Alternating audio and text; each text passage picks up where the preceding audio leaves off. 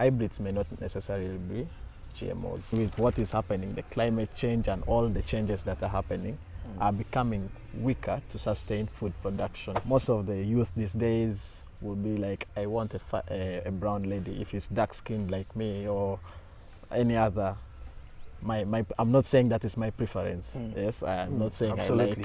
I like the light skin. It's not bad though to like. It's not bad to like them, but probably drought resistant, and then others that are disease resistant.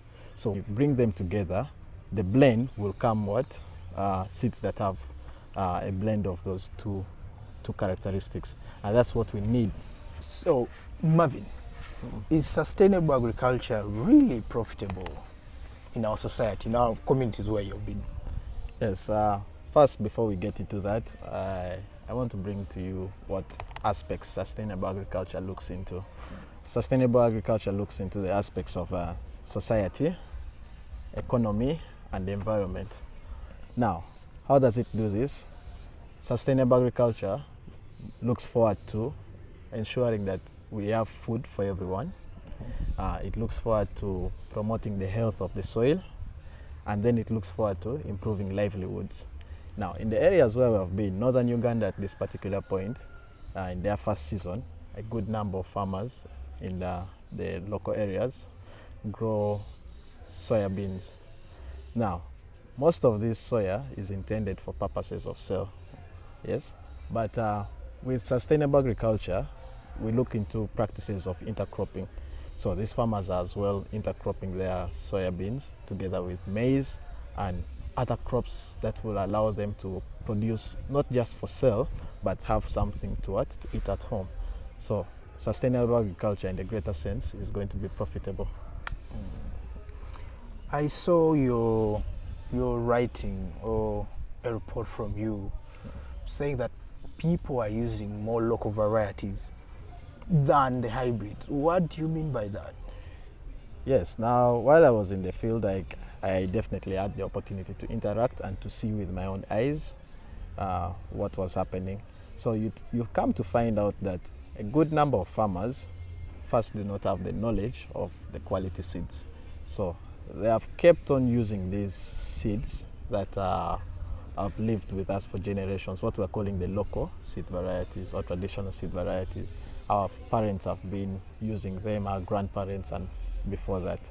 So these seeds, given with what is happening, the climate change and all the changes that are happening, are becoming weaker to sustain food production levels at a certain at the level to which they are being demanded.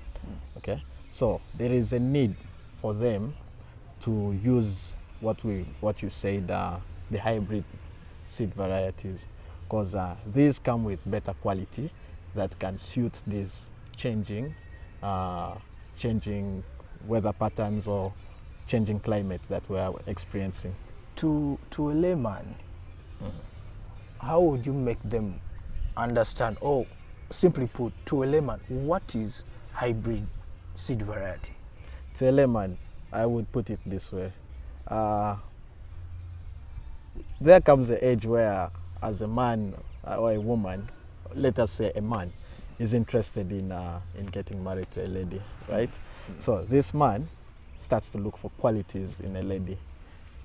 Most of the youth these days will be like, I want a brown lady. If it's dark skinned like me or any other, I'm not saying that is my preference. Yes, I'm not saying Absolutely. I like the light skin. It's not bad though to like. It's not bad to like them, but all I'm saying is that a good number of gentlemen I've interacted with say they want the light skinned and all that. Why? Because they want their kids to be lighter than them. Okay. Now this comes into our hybrid. So that means this gentleman is saying he wants something that is a mix of a blend of his quality and that of his lady. The lady might be far light skin, he's a bit dark skin, he wants a chocolate kind of thing, which he feels in his thinking that appears more attractive or nice looking. So that's what happens with our seeds. We get to find seeds that are probably drought resistant and then others that are disease resistant. So when you bring them together, the blend will come what seeds that have a blend of those two characteristics, and that's what we need for our agriculture right now to enable us produce and meet the levels of food demand.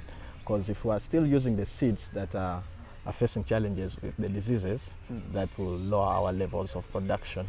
I interacted with farmers who had seeds planted, and the germination percentage was far low than that. Like they gave up in the end. When they use the traditional varieties, yes, because either they were attacked by pests, diseases, things like that. Yes, so we're looking at how best can we bring in seeds that will be safe from all that and grow to produce, so that the farmers can really realize something from their But agriculture. there's this misconception. I don't know if you have time and talk about it. This misconception that hybrids and then GMOs. People are having a hard time. Are hybrids GMOs or not?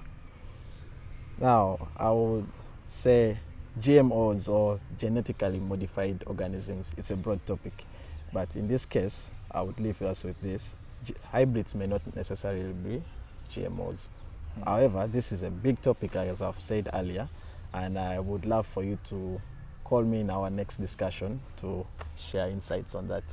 We always have time. We shall call you because people would want to know. Because this is a topic that is disturbing a lot of people. Surely. From the legislature. People don't get it, and we are not having clear or somewhat good discussions about GMOs in Uganda specifically.